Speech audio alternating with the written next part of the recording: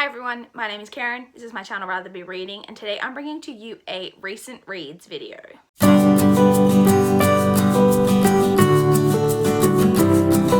It has been a week since I last checked in for a recent reads video. I did finish 5 things over this past week, but honestly it has not been my greatest reading week. Of those 5 things, 3 of them were 200 pages and under. It's just been a kind of a weird week. So in Australia on Tuesday, this past Tuesday, it was Melbourne Cup Day. Melbourne Cup is a horse race. We call it the race that stops the nation. It's kind of controversial these days a little bit because horse racing in general causes feelings in some people, but it is a big event in the country. I think Melbourne Cup itself is like a international, internationally it's a big deal, this horse race. Anyway, it's always on the first Tuesday in November, and it's always there's always a lot of functions and stuff around it. And so we had that on Tuesday, and my work, we went out for lunch and then didn't come back to the office, and so I didn't get any reading done almost at all that day. And then also over this past week, the main admin person at my new job has been away this past week. And so I've been helping out kind of on that side of things, which has meant that I already I'm new, so I'm still learning, and then I'm also doing some other stuff that normally wouldn't be my responsibility. So there was a lot going on, so I had a couple of quite crazy days, so I wasn't getting a lot read that I normally would on those days. And then also with my new job and my commute, I still catch the bus, and the mornings is not too different, but where my job is located, it's still in the city, in the Adelaide CBD, but it's in a different location obviously, and I have to get off at a different bus stop, which in the mornings is fine, but in the evenings after work, it's actually the last stop. So my bus is express. It stops at 3 different points in the city, and then we're express through to the local kind of interchange, and then we stop at the stops to let people off or pick people up in the morning, whichever. This is really long-winded and you guys probably don't care, but so because I'm that last stop leaving the city, the bus is already quite full normally by the time it gets to that stop. So it is really hit and miss as to whether I get a seat on the bus going home these days. And to be honest, it's more often that I don't get a seat. And when I'm standing, I'm not normally able to read, particularly as you see with my current reads when the books are bigger, because it's really hard to read those standing up. But just generally I'm standing literally with just to hang on to and I just can't read in that situation. So I just haven't been getting anywhere near as much reading done, but I did manage to finish 5 things. Like I said, it just happened to fall that some of the things I was reading this past week were smaller. So yeah, let's jump into the things that I did read. So the first book that I completed over this past week was Immortal Beloved by Kate Tiernan. Now, this was kind of a strange reading experience. So I read the first chapter, hated it. I actually was like, whoa, that was bad. And I went on to Goodreads and skimmed some reviews to be should I bother continuing with this? And then I was like, you've only read a chapter. I read, I think, chapters 2 and 3, still really rough. And I was like, but I've been DNFing so much lately, and I was like, just give it a little bit longer. I'd only read 20 pages or something by that point. I was like, give it a little bit more. And I'm glad that I did, because I actually ended up quite enjoying the book. I ended up getting into it. But man, those first couple of chapters were rough.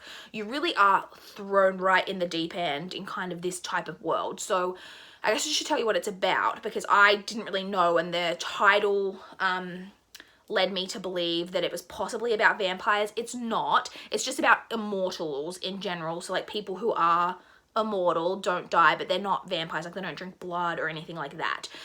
They can be killed, but it's very difficult for them to be killed.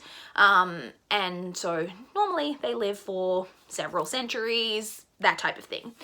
And we're following an immortal. Now, I am confused about the classification of this as YA, because it is shelved as YA on Goodreads, and I think it's just generally considered to be YA. I'm not sure why, because we're following an immortal who, yes, in physical appearance, because they age very slowly because they're immortal. So they do age, but at a very reduced rate. So the main character is like 450 years old, but she still looks like a 17, 18-year-old. So yes, she has the appearance of a teenager, but she's like 450 years old. And I'm not saying that that in and of itself means that it couldn't be YA, but like the themes of this to me weren't really YA. She is not happy, so she's hanging out at the start of the story in the rough chapters with a couple of like other immortals. They do some like sketchy stuff happens, and she ends up going to this place. It's basically like a rehab for immortals, kind of like a rehab for the soul, if you know what I mean. And she ends up going to this kind of compound of other immortals where they learn, because they are also, I didn't mention, they are also able to do some kind of magic, kind of, but the magic that they know how to do kind of without learning about it is like not like a healthy, like it's not good, because the way that they do their magic is to like suck energy from things. So like they kill plants and like all that type of thing. But there is ways to do it in a good way, but it's just if you're not taught and you just like kind of do magic and stuff, like the main way that people do it is not in a good way. Anyway, and so she goes to this like kind of rehab place, and like I said, so she's living as an adult, even though like I said she lives as a teenager. She goes to this compound where everyone's living in like an adult life. She gets like a menial job, but she's living on the compound trying to better herself, but not in like a teen way. Like nothing about this to me said teenager. I'm not sure why this is classified as YA, but whatever. So I quite liked the concept of the immortals, like the way that it all worked was like quite interesting, not something I've generally like read about. It was pretty like slow moving, like it's not like a super action-packed book, if I'm being honest. It was also quite predictable. There's a few like plot twisty things in there that are not really plot twisty like to me, but overall I ended up enjoying it, and I was like definitely intrigued to continue, and I've put the second book on hold at my library, so I will continue. Like I said, the first couple of chapters were rough, but I'm glad that I pushed through because I did end up quite enjoying it. The next book that I read was And We Call It Love by Amanda Vink. So this is one of my NetGalley books. So I was approved for, like, provided a digital copy in exchange for an honest review. As you know, if you saw my TBR video, then I am trying to get through as many NetGalley books as possible this month. So this is one of them. Like I said, so this is one of the short books that I read. So this is YA, and it's classified on, like, Goodreads and that as poetry, but it's not... I'm not really sure what the classification, like how that works. It's told in verse as far as I could tell, so but I'm not sure where the line is between like something in verse and poetry. I'm not educated on that type of thing. I don't really know. But it's a YA like contemporary story about two girls, Claire and Zari, who are best friends, and they've been really close for a long time. And then towards this, well, at one point Zari starts to form a relationship with this boy, and it kind of causes some distance between the two friends, and then it's hinted in the synopsis that Claire starts to notice some like bruises and things on Zari, and so you get this kind of hint that there's like an abusive relationship aspect going on. So trigger warnings for abusive relationships, obviously.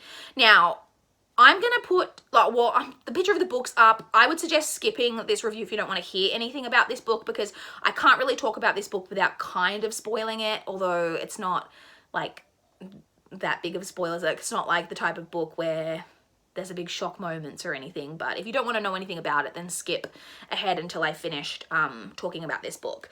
So I didn't like this for the most part. I didn't think that it was overly well done. So already it's told in verse, so it's very like quick, you know, not a lot of words on the page, and then it's also only 200 pages. So in that way it's also very short. And you have this abusive relationship that becomes abusive like immediately, which I'm not saying that that can't happen, but there was no build up to it. I feel like, and again, I don't have personal experience with this, so please take what I'm saying with a grain of salt, but there was no like slow separation of the friends. Like, she just like kind of immediately like started dating this guy, and immediately he was like, I don't want you to see your friend, I don't like her, and also punched her in the face. Like, there was no build up to the like violence, which I feel like a lot of abusers, and to be fair, he's in high school, so maybe he's gonna learn to become even more of a disgusting predator as he gets older, but you know, he punched her in the face, like, which is a very visible place, and like she lives at home with her parents, and you know, people are going to question this huge black eye on her face type of thing. And there was just no like slow kind of descent, like slow build up of, at first everything seemed great and then slowly some things started to change and then it progressed and progressed until you feel like you're trapped in it.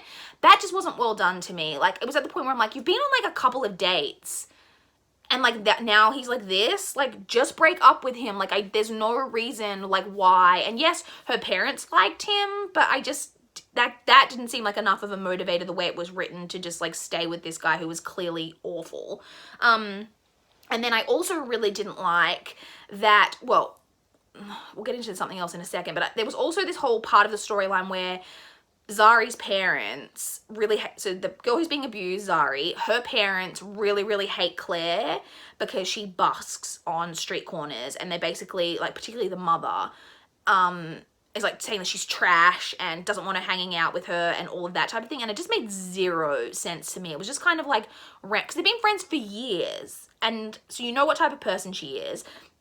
It's also mentioned that the two mothers, Claire and Zari's mothers, knew each other like when they were in high school. So she kind of knows like what type of person she is, but all of a sudden she's just saying that she's like a complete trash person and that she shouldn't be spending time with her because she busks, and she's begging for money on street corners. And it was just really weird.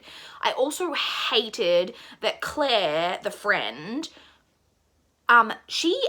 during the course of this story tells two different adults about the abuse that she believes that Zari is experiencing, and neither adult does anything. And that really bothered me. And again, I'm not saying that that's not something that maybe happens, that you try to tell someone, but I don't know that it's the type of message that I would be putting into a YA story, that, yeah, you can tell people, but no one's going to ever do anything. And then the way that the whole story wraps up is that Claire is also having this kind of romance with Zari's brother, like at the same time. And they sometimes busk together, and they write this song for her about how much they love her, and then everything's fine. She realizes that her brother and her friend love her, and the relationship ends, and all of a sudden, that's it. We're all happy and chappy now, and that's the end of the story. And I was just like, I didn't think this was well handled at all. I gave it 2.5 stars. On reflection, maybe that's even a little bit generous. It's maybe more like a 2-star. I don't know. I just didn't think that the themes that the author was trying to put into there, in my opinion, worked. I just didn't think that it was well handled. So there's that. I then read Paper Girls Volume 5. So again, this was another one of the short ones, obviously being a graphic novel.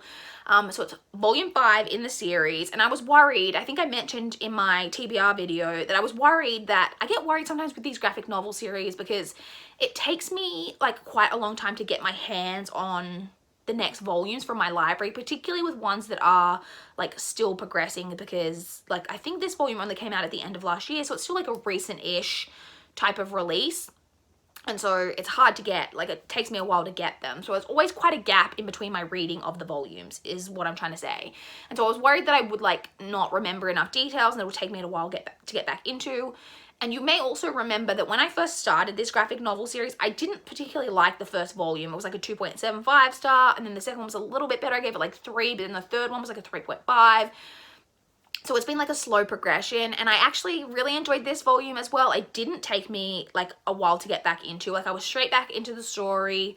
I managed to pick things back up like where we're at with the story pretty quickly. Really enjoyed the storyline that was going on in this one, and I genuinely really enjoyed it, and I ended up giving it 3.5 stars. I then listened on audio to a book called Not Just Black and White by Leslie and Tammy Williams. This is a non-fiction novel, and I'm sorry, I'm not able to tell you who the narrator is because I Googled it, or it's not on Audible, and I did some Googling and I couldn't find anything about it. And then I even checked like the library, like the file on my library's app where I listened to it, when normally they have a narrator listed, and no narrator was listed. I think maybe Leslie and Tammy did the narration themselves, but I'm not sure. So I can't tell you who the narrator was. So this is non-fiction. It's Australian. It's about 2 Indigenous Aboriginal women who are a mother and daughter. Leslie grew up, it mainly focuses on more Leslie's story, like for the whole first part of the story. And Leslie grew up in a, I can't think of what the word is. She grew up in Queensland, in an area where there was forced labor of Aboriginal people. Kind of forced labor. They earned wages, but the wages were held for them by the government, and they basically just never saw their wages, except for tiny little bits of like pocket money, which was not enough to live on. And they were taken from their families and like sent off on these jobs, and like it wasn't something they had a say in. And like, you know, she talks about at the start that, you know, when she was a child, she recognized that these women would go off to these jobs, sometimes in rural areas, and then would come back for a while and be mysteriously pregnant and have a baby that was of a lighter skin tone than was usual for Aboriginal people, and then the baby would disappear, and then they'd go out, and like, it's just, you know, there was a lot of awful stuff happening. Like, there was just no protection for them. Like, she talks about how she was sent out onto a job on a, like, in a rural area, and she was made to sleep, because there was such discrimination, she was made to sleep, like, out in this, like, shed, basically, that had, you know, that didn't lock or anything like that. But she was a young teenager, I think, like a teenage girl at that time. I think she was like 17 or 18 or something like that, or maybe even like an early 20s. She was young, and there were a lot of men around, and how it was a really dangerous situation because anyone could come into the room at any time, and, you know, there was a lot of stuff like that that goes on. And then as the story progresses, you kind of get about her fight with the government, not just for her, but for these Aboriginal people who had their wages held under the Protection Act. Like, there was this Protection Act at the time, to get their wages returned to them, like this money that they worked for and they earned that they were just never paid. And then you also get, like I said, Leslie's daughter Tammy's story, and about how mainly her story had to do with that at one point, like when she was in high school, I think it is, she writes this letter into this competition about something that can change the world, and she talks about racism against Aboriginal people, and it ends up getting, like, winning this huge competition, and they like go to like Michael Jackson's Neverland, like this is like in the 80s, and like, you know, and then they end up going to the UN and like speaking about all of these things, and like how she like became quite influential. This was okay.